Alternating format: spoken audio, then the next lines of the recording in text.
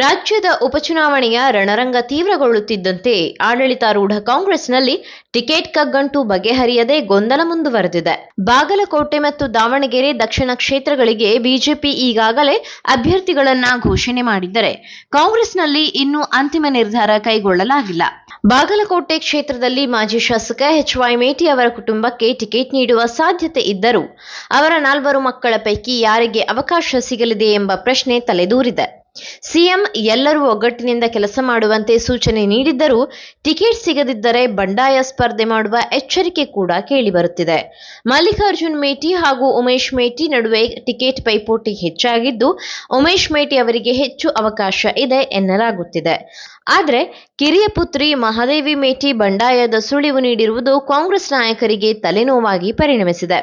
ಇತ್ತ ದಾವಣಗೆರೆ ದಕ್ಷಿಣ ಕ್ಷೇತ್ರದಲ್ಲಿ ಟಿಕೆಟ್ಗಾಗಿ ಪಕ್ಷದ ಒಳಗೆ ಭಾರಿ ಪೈಪೋಟಿ ನಡೆಯುತ್ತಿದೆ.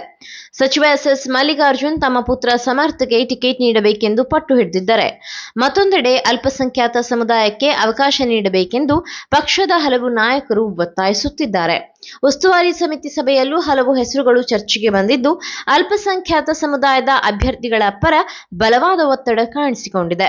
ಒಟ್ಟಿನಲ್ಲಿ ಕಾಂಗ್ರೆಸ್ನಲ್ಲಿ ಒಳಜಗಳ ತಾರಕಕ್ಕೇರಿದ್ದು, ಅಭ್ಯರ್ಥಿ ಆಯ್ಕೆ ಇನ್ನೂ ಕಗ್ಗಂಟಾಗಿಯೇ ಉಳಿದಿದೆ.